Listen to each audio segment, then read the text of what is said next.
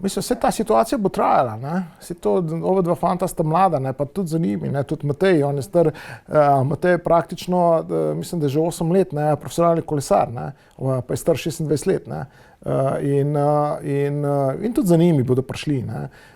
Ampak spet recimo ena taka stvar, ki bi se zdaj mogla zgoditi v Sloveniji, ne, bi se moglo zgoditi kolesarske steze, ne, bi se moglo zgoditi, bom rekel, zakoni, ne, vedno več ljudi je na kolesu zdaj, ne, vedno več ljudi je prestrašenih od teh, bom rekel, tudi šoferjev, ki vozijo predrzno in podobno, ne. Sprav, zdaj je mogoče čas, da bi, ne vem, minister za infrastrukturo rekel, dajmo pa dati ven nekaj, ne, pa dajmo bom rekel, na najbolj prometnih cestah narisati modre pasove za kolesarje, da se vidi tisti, ki pelje z avtomobilom, da je moder pas, da tukaj pa lahko pride kolesar, recimo, ne. Pa saj to ni tako drago, ne.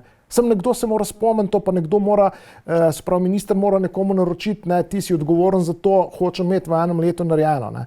Spet, ne, to je toliko ene birokracije, ne, da mi to v 10 letih ne moramo speljati, ne, ker bo že vsega konc, ne, če zdaj začnemo delati, ne.